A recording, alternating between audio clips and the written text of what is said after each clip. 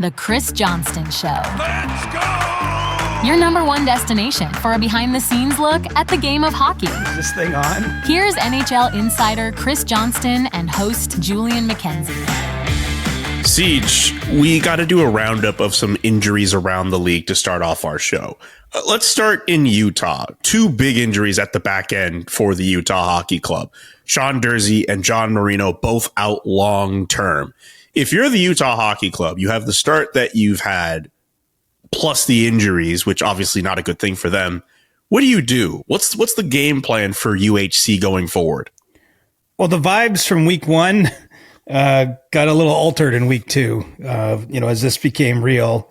Because Sean Durzi's case could be out 4 to 6 months after having shoulder surgery on his right shoulder.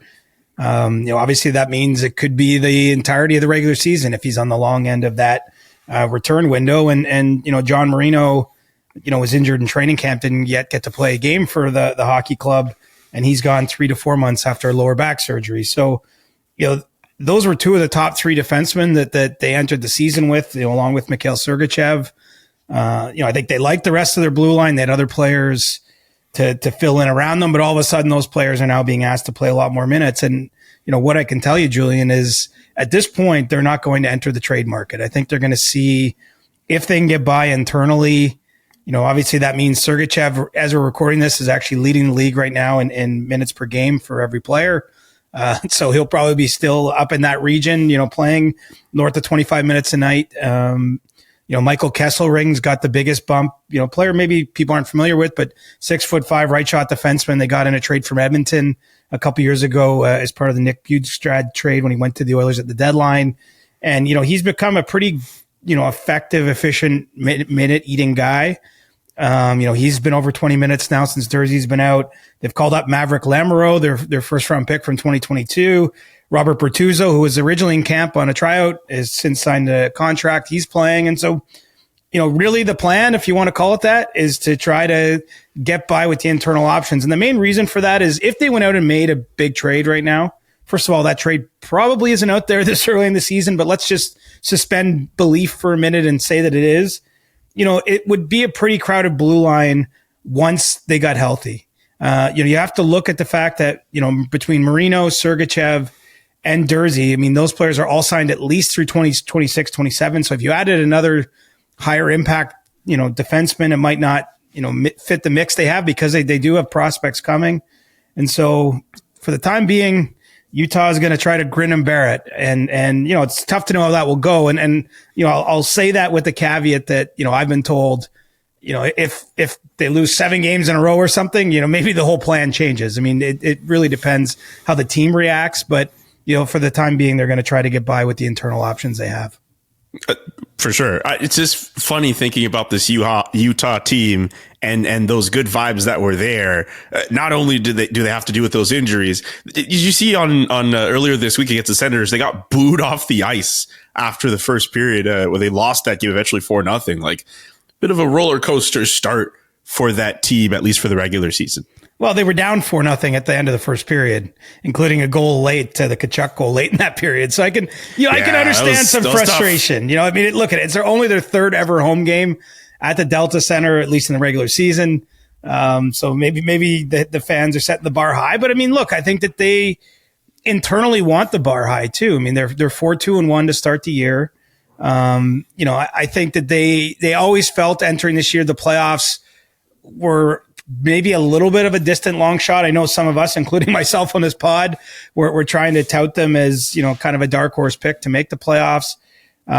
This is before you realize they're going to be down 2 of their top 3 defensemen for most of the regular season.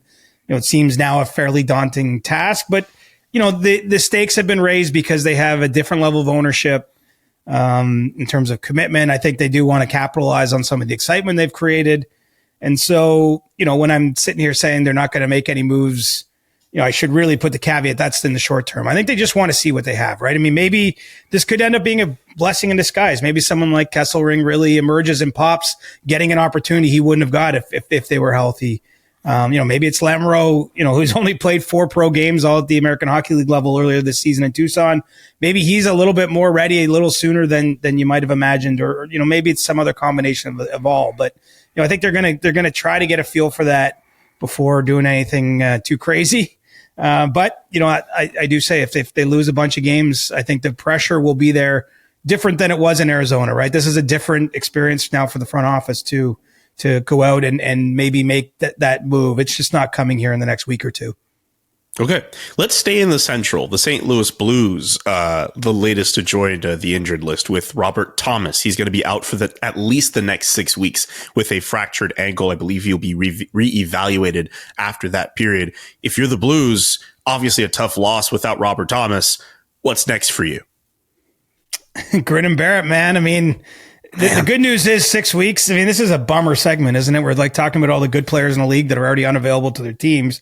But the thing for Thomas is you just hope it doesn't end up stretching months and months, and that it's 6 weeks is something close to when he's able to get back. St. Louis, I do think that they've, with the 2 offer sheets they made in the offseason, obviously those have paid off in the short term.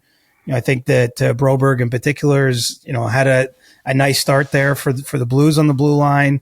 They're trying to sort of rebuild on the fly, I guess we'll call it, or retool without going to the bottom of the league. I think they've done a pretty good job of asset management, but Thomas is one of the players that is a driver for them at this stage. And so, there's just no good way to dress up that news for St. Louis or as a positive thing. And that being said, I don't think there's a whole lot they can do short term to account for his absence other than just lean on the guys they got. I mean, they have a reasonably deep forward group, maybe missing the high end skill players, that they don't have, one of the guys that, you're going to see on a billboard at a major NHL event at this stage in time. But, they do have a lot of bona fide effective players in their roster. And so, I think it's a by committee approach in St. Louis without Thomas. And, as I say, they'll just hope that his rehab goes well and that he's in a position to return sooner rather than having that 6 week time frame end up, stretching out much longer than that.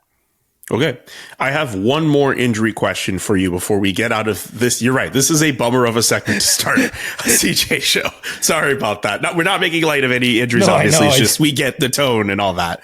But I know obviously a lot of people who are listening or watching to this episode are asking right now, what's the deal with Joseph Woll? Do you have an update? I mean, I have an update in the sense that for him, it really is, I don't think he's far off returning.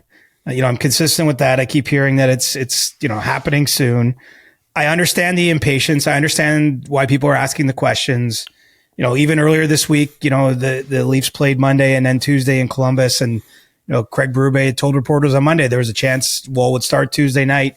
He didn't end up being ready. They ended up playing Dennis Hildeby in that game. They got bombed out by the Blue Jackets in a game where the Leafs kind of stunk from top to bottom. Wasn't a poor goaltending effort. It was a poor everything effort. But, that being said, I get why the sort of intrigue builds here because it's this injury without end, but it's a groin strain. And I think the Leafs are trying to take the bigger picture view of not forcing him to do something that could aggravate it, could make it worse. Before that Columbus game, things had been going reasonably well for the team.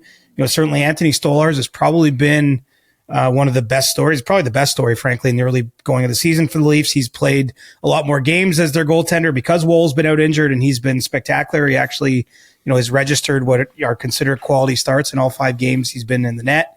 And so other than the loss in Columbus, which maybe does cloud the picture in Toronto because, people around here tend to ride the roller coaster of the ups and downs with the team. I think the Leafs just felt they were in a good position to make sure Joseph Woll is truly, truly ready when he does return. So, I don't expect that to be Thursday when the Leafs face the Blues in Toronto. Craig Berube's sort of homecoming game, or he's at home in Toronto, but against a team obviously that he helped win the Stanley Cup in 2019. But perhaps beyond that, not too far on the schedule, you'll see Joseph Woll get back in there. But as I say, I've been told a couple times now not to read anything into this too much, not to make more of a deal than it is. I think it really is just the nature of the injury has that everybody wants to be sure here before he goes in and plays. And so, let's face it, if he comes back, whether it's Thursday or Saturday or next Monday, but if he comes back and he has a healthy stretch and he's playing regularly and he's available regularly for the Leafs, I don't think anyone will care if it took an extra 1 or 2 games at this point in the season. It's really about making sure he's in a position to perform when he gets that chance. And, they're being a little bit extra cautious I would suggest, in not having given him that start before now. And then once he starts playing, the next storyline with him is, well, how long does he remain healthy, right? Like, this is not the first time we've discussed Joseph Woll and his health with regards to the Toronto Maple Leafs. Like, this is a player who will be under that microscope pretty much for a long period of time, even when he does get healthy, because of the injury issues that he's had. I imagine that for a lot of Leafs fans right now, just the fact that he has been in and out of the lineup and not consistently been that guy for them. I know he's a young player, but I wonder how confident a lot of fans are in terms of his health and if he can actually be that guy for them going down the road. Well, from a media and fan standpoint, there's no doubt he's going to have that label, right? It's going to be something until it's not an issue and until it's proven not to be an issue. It's always going to kind of just be there, as a question in people's minds. It'll be discussed on podcasts and radio shows and over beers at your local pub among Leafs fans. I mean, it will be part of what he's got to shake off. Internally, I know the Leafs organization has been worried about it too, and they've tried to, help him take steps to make sure he's doing absolutely everything he can to ensure it doesn't become a bigger story. And honestly, so that'll be one story. The second, I know what's going to come is going to be like, oh, how much is he playing now? I mean, Stolarz is kind of taking the number one job. I mean, that will be the other part of this. I mean, if we could rewind 2 weeks before the first regular season game, I mean, it was widely assumed, wasn't even really a debate point that he was going to kind of enter the year as the 1A and be given, more of an opportunity to earn more of the starts. I think with how Anthony Stolarz has started the year, he's kind of grabbed the reins on that. And as long as he keeps playing well, it's Joseph Woll will clearly be mixed in as the secondary option. Now, the good thing or bad thing, depending how you view it, is I've been around long enough to know that typically, goaltending performances rise and fall, that there's hot streaks and cold streaks for almost every player at that position. And so likely at some point in time, Woll's going to get his opportunity again to play a big run of games for whatever reason, whether it's an injury to Stolarz or he's not performing up to the level he is now. I mean, this usually goes on and on and on throughout the season. And lo and behold, you and I are going to be sitting here on like March 28th going, who starts game one of the playoffs for the Leafs? Like if the playoffs started today, we'll be having that discussion. So, the first order of business, obviously, for Joseph Woll is to get back, to be healthy, to play well. Then he's going to have to earn some starts. And as you correctly identify here, I think he's going to have a run of time where he doesn't get injured before, he fully gets embraced and trusted, externally more than internally. I mean, the Leafs obviously believe in this guy. They signed him to a 3-year contract extension this summer. So he's signed for this season plus 3 more already. I think that they've seen enough in the limited body of work he's had at the NHL level that they believe he can be, a legit NHL starter. But part of the gig is playing a lot of games for that. And that's the next hurdle for him to cross because he really hasn't been able to do that yet at the NHL level. Okay. The only issue I have with what you just said is that March 28th is a Friday and we don't typically record on Friday. So maybe we'll have that discussion on March 27th, 2025. There you go. Mark it down in your calendar. Set an alert right now. Like the first question you could ask me on that pod, because, I know how these things go. Right. And I'm really just trying to underline the point that with goaltending, you only know outside of the absolute few players in the league that are clearly number ones. Hellebuck, there's not much debate between him and Comrie right now in Winnipeg, off to a 6-0-0 start. But I mean, that Hellebuck's basically starting 2/3 of the games. We could probably go through their schedule and pick. You and I could do this without even consulting the coaches, and we could guess where he's going to start, when he'll be given nights off. But in most other markets where there are 2 options, it really does go in cycles and flows, and who's hot for this 2-week period and who's struggling and who might be injured. And I just see Toronto. I mean, Toronto, I think they feel good about the depth. But, once Joseph Woll plays, they will have already used 3 goalies. That's probably going to happen before the calendar turns to November. And Matt Murray has yet to play an NHL game this year. He's won a couple down in the American Hockey League. I'm willing to bet you're going to see him in the Leafs crease at some point. So this is going to be at least, in my opinion, a 4-goalie season for the Leafs, regular season. And I have a colleague on the beat who was having this debate with me, and he thinks it's going to be a 5-goalie Leafs season. So the point being, they have options and they have players, I think, that can give them good stretches, but it might be a bit of a roller coaster between now and that show on March 27th and then beyond once we get to the playoff time. Who am I missing? Stolarz, Woll, Hildeby, Murray. Who's the fifth one I'm missing? I don't know how to pronounce his name. He's a Russian goaltender, young guy who's actually had a good couple starts in the AHL, but I don't want to butcher his name. So I'm going to sit it out. Very fair. Before I not to kind of splice into what I planned on being an impromptu Leafs corner, but you mentioned the Jets and their 6-0 start. What do you think of the Winnipeg Jets? Just really quickly. I mean, I want to scold everyone, starting with myself, because I think the way the playoffs went for them last year kind of overshadows the fact they had a 110-point regular season, and this was a pretty darn good hockey team last year as a result. Again, they didn't have the kind of playoff success that you'd want. And so sometimes the way something ends trumps, all the good that happened in the 6 and 7 months before that. And so maybe we shouldn't be surprised by how well they played, but look, they've played well and getting an elite performance from the Ehlers line. I mean, Hellebuck's been awesome to start the year. I just think, maybe they almost lack a characteristic that you can define. Like, you know what I mean? Like they don't have, I mean, Hellebuck might be the closest thing, but they don't have that one superstar. You're like, oh yeah, they have this player and this is why things are happening in this way. The way we might talk about, Connor McDavid. I know Edmonton lost on the frozen frenzy night, but he scores 2 goals in regulation in that game. I mean, they don't have something that gets, from a national standpoint, a ton of attention. But I mean, you start to see that 6-0-0 record and you consider where they were last year in the regular season and you start to sketch out for Winnipeg, this could be a successful year and it's going to be an interesting year. Nikolai Ehlers is on an expiring contract for the Jets.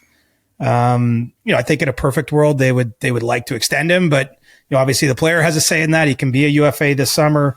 There's a matter of what the contract looks like. So that'll be an important situation they're going to have to navigate between now and the trade deadline and potentially beyond, just in terms of how they want to handle that.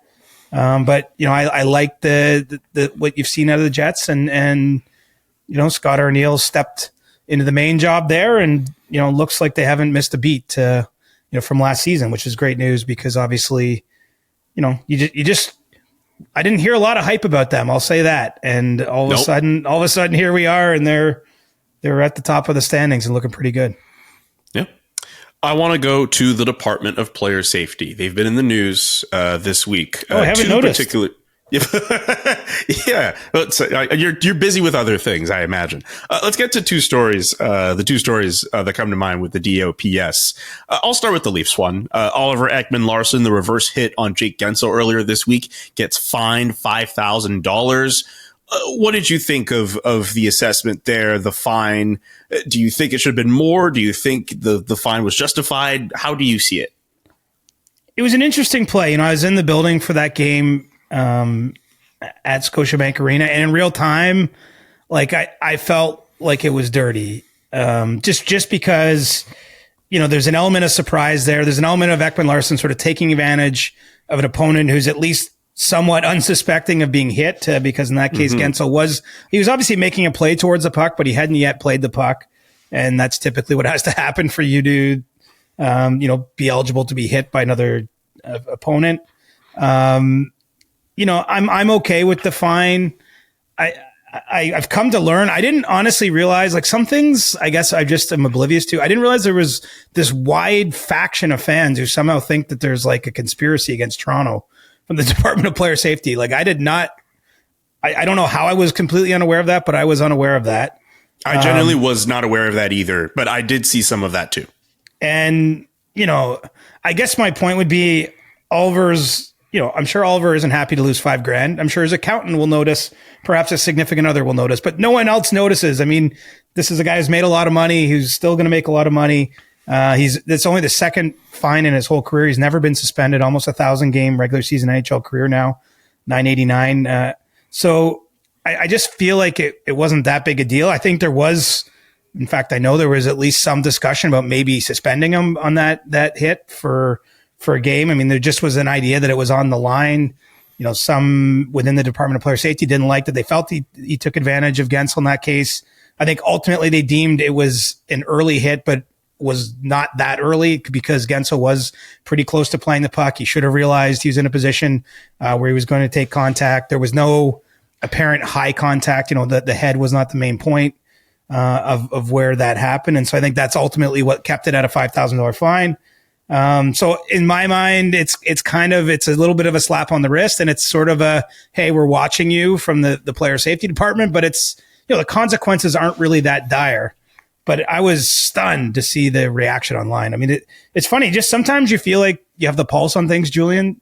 I'm sure you have this. I mean, you're probably getting the pulse around the Ottawa Senators now. Like you're newly covering that team on a daily basis. But I'm just saying, you feel like you kind of know largely how a fan base will react to certain bits of news or this or that happenings. And I just was not prepared for how many people thought this was just a terrible decision by player safety and thought that this is a conspiracy. I mean, at the end of the day, you're not supposed to hit players who haven't touched the puck. And I know he wasn't hurt, but it could have been bad. And I just think a $5,000 fine, again, I wouldn't want to pay that. But in the context of what these guys are paid, it's not really that much money. And it's more just kind of it's basically a warning is what it is. It's a, don't make this a habit or we're going to have some problems. It's kind of like parenting that way. And so I didn't have any trouble with it personally. Cause honestly, in real time, I go back to my initial reaction, just sitting in the press box, watch it. I was like, ooh, that doesn't look good. And, it was just, I think he crossed the line. I think it's so difficult to judge these hits now, especially with how the Department of Player Safety doles out suspensions and fines. Like I looked at the Ekman-Larsson hit and my first inclination was, this looks bad. And then it's just a fine. And I'm like, okay, I guess that's sufficient. And then maybe that opens the door. Say if he did get suspended, does that open the door for the Department of Player Safety to get criticized for other hits that have happened in preseason that weren't suspendable? Like that's basically where I'm at with that. And to get into the next hit too, with the way Justin Barron of the Montreal Canadiens got decked from Jacob Trouba of the New York Rangers. Like in my head, I look at that and I say that's bad, but technically by the letter of the law, that's a clean legal hit. Like the head is supposedly not the point of contact, the primary point of contact and all that. It's just, I just think it's just so hard with the gray area with these hits and how we view them now for me to look at a play and properly determine if it should be suspendable or not because of the way the Department of Player Safety goes about things. I don't know if I'm wrong in feeling that way. I'm pretty sure I've voiced something similar on this podcast, but it's so difficult for me to really give my opinion on so many of these hits. Yeah, to me, the Trouba discussion is different in that it's really just about do we want that hit to be a legal hit in the game? I don't want it to be legal for what it's worth. If you read the rules, not to cut you off here, I hate hits like that. I hate it. I can understand, but I can understand how that's deemed legal. Like he does keep his elbow in and down and tucked. Barron did have the puck in this case, dumps it in, and then takes that hit after sort of watching his pass. Barron arguably put himself in a vulnerable position because of the way his body was angled skating. And so like all those things are accounted for in the rule book. It's almost like we have to step back, before they created that rule 48, that was a long time ago, but there was a series of hits that were by the letter of the law legal, but it got to a point where people in the league were saying like, this can't happen. Like the hit on Mark Savard, I remember back in the day, I think that there was a David Booth one, if I'm not mistaken.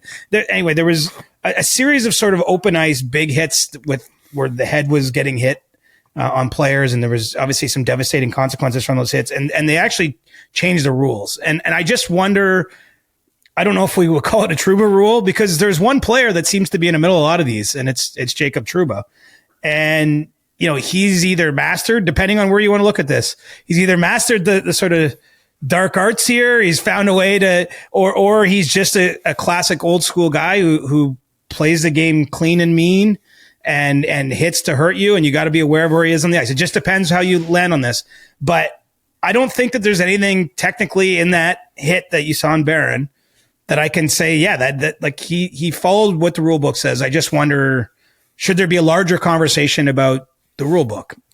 Because, you can look at that. There's some gray maybe, and you can do two things. The gray might lead you to, hey, this player, he wasn't trying, like you can either go with the victim kind of, or the hitter in gray. Right. And it seems like the league tends to find the player who's delivering the hit like a reason not to suspend that person, versus if you looked at the gray and was like, you know what though, that's, that's dangerous. Yeah, I mean, that's kind of where I land on it. I think it's different. I think Ekman Larsson is clearly, he broke the rules, and we're arguing, did he break it to a degree enough that it should be more than it was, or did they give it the right?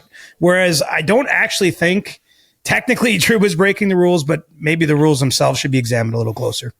I think you have that right, because yes, I as I mentioned earlier, I think Trouba, within the letter of the law, he's fine. I just don't like these hits where you see the head get the contact that it did. And I just don't like those hits. I just think that it's always a big risk to see. I understand in that situation too, though, Justin Barron absolutely needs to keep his head up on the ice and make sure he doesn't put himself in a vulnerable position.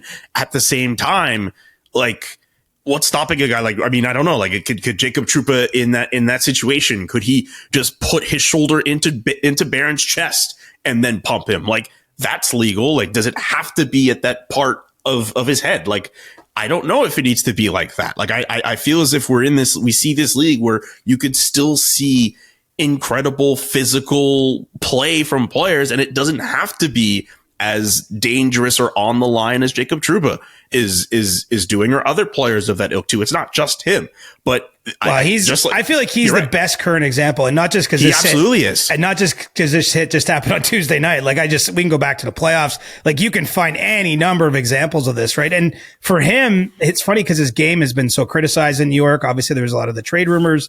Like, for him, this is how he kind of has to play to be at his best, I think. This is part of who he is. You know, as I'm saying, like, now you want it almost to be a deterrent. You want players coming up his wing to be thinking in their minds, like, hey, I just saw that hit he just threw, 2 nights ago on Barron. Like, that, like, I don't want that.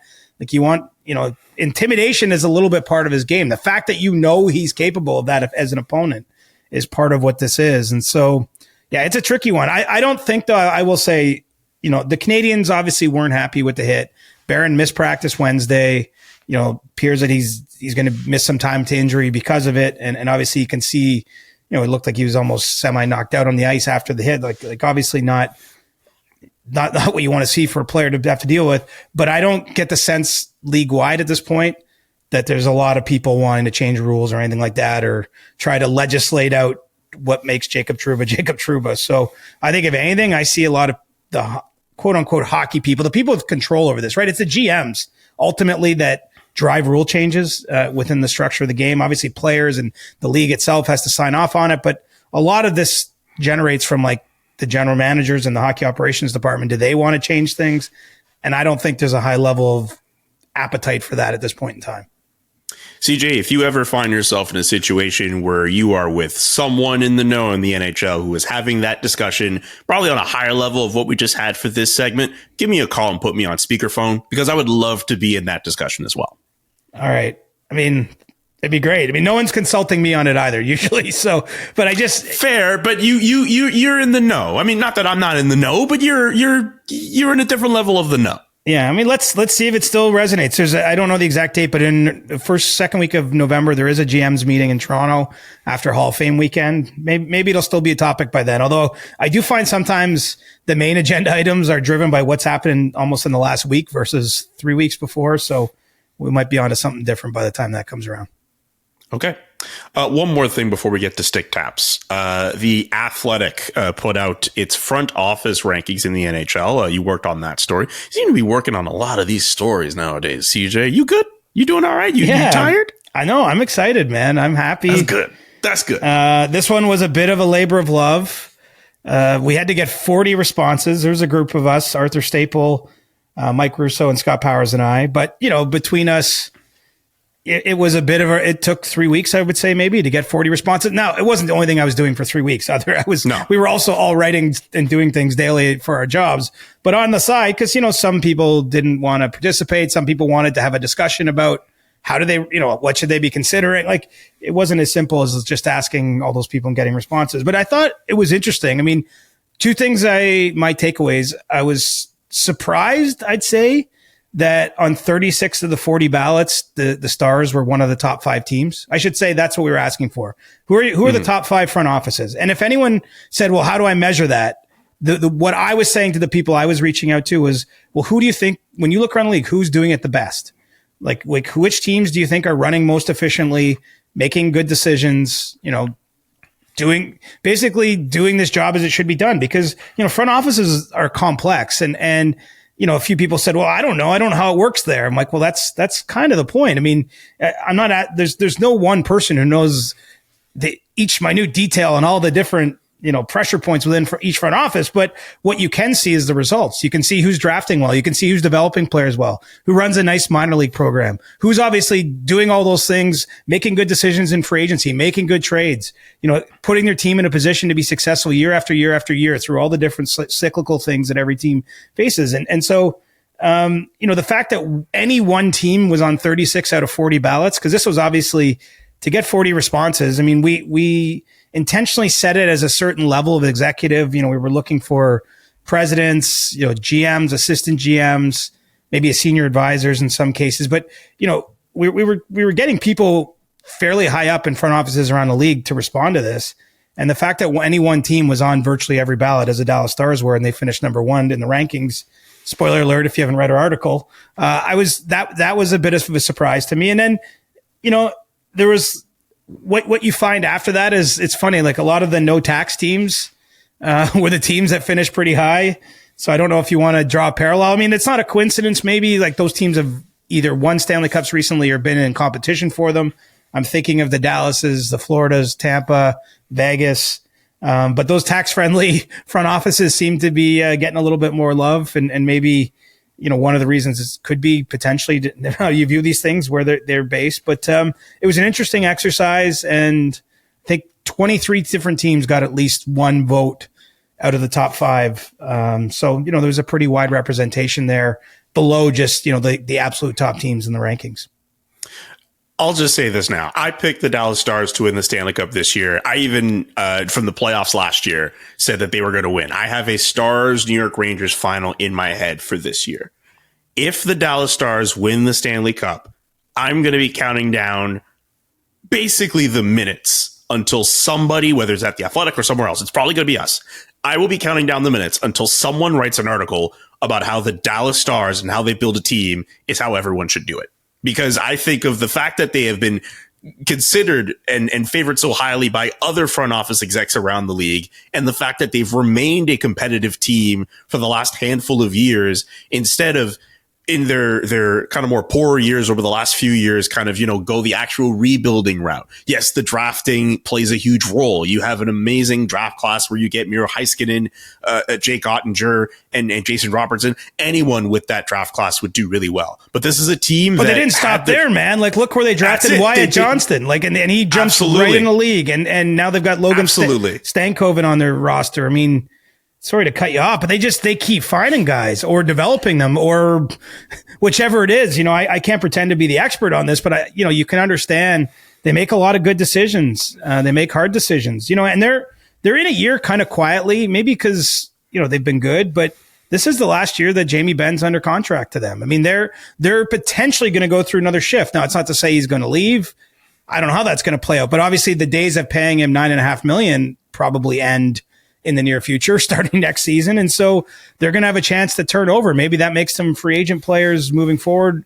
Who knows? But, very interesting team. In fact, they have to probably sign Wyatt Johnston next summer. So maybe they might want to save a few of those bucks for looking after their own guys who are popping pretty good. So yeah, I'm with you. I think that they're doing it right. And, the other part of this though, Julian, is like, they're mentioned on all those ballots they finished first. They haven't won the cup, right? Their last cup was 25 years ago. So that actually says something too, that their peers view them that highly, even though, obviously they're in the Western Conference final. They were in the cup final back in the bubble. Like they've been around it. They've had playoff success and they're just looking to break through. But, I didn't expect that many people to rank them number one or to have them on the ballot. And, credit to Jim Nill and his staff, because they obviously have a immense amount of respect around the league based on that big poll we did. 100%. And the fact that the only thing I'll just add is this, the fact that they made all those good decisions help them to not be in a situation where they had to be like an Ottawa or a Buffalo or a Detroit and try to tear everything down to the studs as much as possible. This is a team that's tinkered on the fly essentially and remained competitive while drafting amazingly well. Like to expect other teams to try to emulate that level of drafting might be impossible. It would be extremely difficult at the very least. But the Dallas Stars are doing it, and I think they're gonna get it. They're gonna get it right. I think they're gonna win the Cup this year. I really believe in them this year. Well, I mean, I think that they have to be the favorite as of now, just based on all the things you're highlighting, plus what we've seen for the first few weeks. They had a game last weekend against Edmonton on Saturday afternoon. Came out on top of that one, despite a bit of a sluggish first period. I mean, there's just all the signs are green for they're all victory green. We'll call it right now for the Stars. Yes. I mean, but there's just so many factors go into winning a cup, and injuries and health and bounces and blah blah blah blah blah. It's hard for me to be sure that they're going to get it right, but they're set up to not just have a great run at it this year. I mean, I just don't see any reason to forecast them taking a step back anywhere in the near future in terms of every year being a top tier contender for at least the next 5 to come. You can check out the rest of the NHL front office rankings at The Athletic. Do you have a stick tap, sir? I do. I should mention, too, the Bruins were 5th in that. Yeah. And I feel like a lot of the polling was done when the Swayman negotiation was happening rather publicly. And I did have a few people remark to me, as when they were working through their ballot, like, I'd like to make Boston higher, but it's kind of hard right now after, the comments from Cam Neely. So the Bruins also might have been, because of the circumstances, might have been knocked down a few more pegs than they would have been if we did it right now, for example. Very fair. Stick taps. My stick tap's actually going to be to Matt Sundin. Wow. I don't know if you've had a chance to read, I assume you haven't, his book that's come out, but I'm about a third of the way through it, and called Home and Away, written with a writer named Amy Stewart. But it's actually very, very sweet. And there's a lot of things in it. There's a lot. Because I've read about the first third of the book. It deals a lot with Matt's childhood and the things that happened, before he came over to North America and became the Leafs captain, and who he is, what he's best known for, at least in these parts. But, what I heard is that Matt's wrote a fair chunk of this himself. Like, it wasn't just a matter of, doing a series of interviews with the writer and having her do it all. And right. It's just, there's a lot of detail in there, and it's actually very, very gripping. So I'm going to stick tap Matt's for writing his book, for sharing so much of his life. And, I actually went to the event earlier this week at the Hockey Hall of Fame where Steve Dangle was the moderator. He did an awesome job, Steve. Well done. But one thing Matt said there is that, I think right now he might be 53, 54, something like that. And he was saying, had he written this book earlier in his life, he wouldn't have been ready, in a sense. Like, he feels like he's finally got the proper perspective on everything that he's been through, all the good and all the bad and everything in between. And I think it really shines through. I mean, there's a lot of life lessons in there, again, in the first third anyway. And I have to assume what comes next will be just as enjoyable, because ever since I got my hands on this thing the other day, I've been tearing through it every minute. I don't have to be doing some work or something else in my life. So anyway, that's a long way of saying great job, Matt. I know he's everywhere right now. You can't go online and see somewhere he's not doing an interview, but I would actually urge you, especially if you're, a Leafs fan, or you have some respect for Matt's, to pick up his book, because it's been a surprisingly strong read. I would like to read it. So you know what? I think I'll buy a copy for myself. Matt Sundin, one of the greatest to ever do it. So I'm very interested in that book. I think I have a cross check. Oh, baby. This week. Here I am just spreading love, and you're coming in with like a butt end here to someone's face, but bring it. Next week I'll be more positive.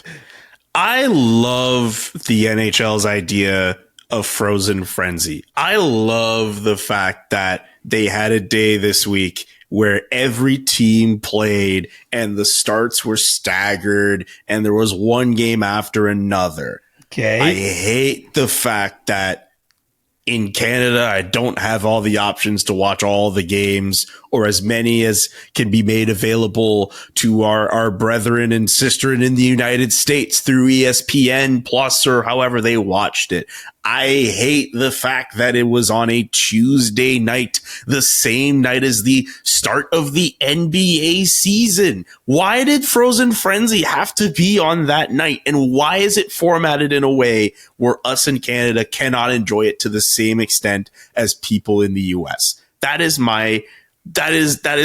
something that irks me personally. It's a really interesting time to watch hockey in Canada right now, in particular with the rights holders. This is not me doling out any criticism to those people. I'm just pointing out what people have said.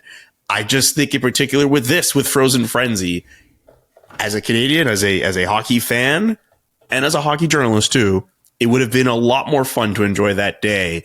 Not just watching the Ottawa Senators. I mean, I live in Ottawa. I can't even watch the Leafs over here as an example. I think I only really get the Canadians and the Sens here. But like, it would have been really cool to have some kind of Canadian equivalent. And it would have been really cool if this was at a different point in the year. I get it. If you're the NHL, you're worrying about all the other leagues. You're worrying about college football, college basketball, all these other different competitors. But I was going to say, I bet that, I didn't ask anyone, but I bet that would be the counter. The 100%. Counter would be, what do you want? Saturday? Well, that's college football. Sunday? That's the NFL. You know, I think that would be there for the day of the week part. I'm not talking about the NBA thing. That's a separate issue, but what about like if they had made this like a decision day thing? Like MLS has it where Major League Soccer, and I think the Premier League has done something similar too, where they get everyone to play and it's a big deal. And then just, you have the staggered starts. What if they had it where in the NHL, the very last day of the season, they did this Frozen Frenzy idea, and everyone who was trying to fight for a playoff spot, like that's the day for sure you're watching that day. Or maybe it could be earlier in the year. That's one idea. The danger is if you do it the last day of the season, what happens if most of the playoff races are already settled, and then it's just like that is very true. Then it's like a day of nothing games. I mean, I'm not trying to take their side. I just think it's no. I understand the rebuttals here. Those are very good points. I'm just I'm spitballing out here. I mean, I just was happy. Like there was games on before dinner time in the East, which doesn't happen a lot, right? And right. They just kept going all night long. But you're right. I can't see enough of them. I'd like a world where it's easier just to watch every single game, but that's more of a distribution issue than an NHL league office issue. Yeah, I don't want blackouts. Like it was cool to be able to peek into Canadians Rangers. Of course, I watched the Senators in Utah, but I this happens a lot where everyone in our CJ Show group chat is watching this Leafs game, and it's like I can't watch it where I'm at because I'm blacked out, so I can't join in on any of this fun that's happening over however this game. I will say there was not a lot of fun being had in that group chat with the Leafs Columbus game. Steve, producer Nick. My man was upset. Steve, Adam, man. To be clear, I was not. To be clear, because I know there are going to be people who listen very intently about how I talk about the Leafs. I'm not taking pleasure on how that game went for them. But you're right. It was I know chaos. you know that. I know you know that. There are some people who would think very differently, though. Okay. Well, I mean, it's a fair point. I'm glad they're doing it 2 years in a row now. I feel like they're going to keep tweaking it and get it right. I'm all for them tweaking. And you should be watching Coast to Coast on Prime on Thursday. Sidney Crosby's going to be on, so yes, you should tune into that if you've got a Amazon Prime account. Early thoughts on the Monday Prime shows? I liked what I saw for the Monday game. Actually, it was a Leafs Lightning. It was the only game that was on. I liked the broadcast. It sucks that the game was kind of out of hand early on, but I liked the presentation so far. Yeah, I thought it was good. I watched Penguins Canadians on the first Monday that they did it. I was at the game in Toronto on Monday, so I didn't obviously see what they were doing. I actually had a chance at the intermission to talk to John Forsland, who's calling play-by-play on the games. And he's a 40-year play-by-play man in the NHL. And he was telling me he's a little nervous doing this, like that, just knowing that he's calling games kind of a national game in Canada. He was saying, even though because he's worked for teams, like he covered the Hurricanes for years, he's with the Kraken now. Obviously, he's done national work in the U.S. on NBC and other networks, I believe. But, he's just saying he knows there's a lot of Canadian viewers out there that probably aren't familiar with him or his voice. And he's like, all of a sudden you're calling the Montreal Canadiens nationally. You're calling the Toronto Maple Leafs nationally. Like he knows it's a big deal. And so I think they're doing a great job for a startup. And I guess their game next week is Winnipeg, Toronto. So maybe we'll still be the unbeaten Jets against the Maple Leafs by the time Prime arrives in Winnipeg on Monday night. Awesome. I'll just add this. Big fan of John Forsland, and that was before he got the gig with Amazon. I always thought his calls in Carolina were amazing. Whenever he did national games, I think for me, he's a must-listen play-by-play guy when it comes to the National Hockey League. I've always been a fan of his, so when Amazon made the choice to add him, they got a thumbs up from me. Anyway. That's going to do it for this edition of the CJ Show. Get your questions in for our Ask CJ episode on Monday, whether it's on Discord, whether it's on X or Twitter or whatever you want to call it. I'm sure we'll get to as many as we can, no matter what app you decide to send us these questions on. Subscribe to the podcast and listen to all the other great content the SDPN offers. For CJ, I'm Julian. Peace. The Chris Johnston Show. Follow Chris on Twitter @ReporterChris and follow Julian @JKA McKenzie. The Chris Johnston Show.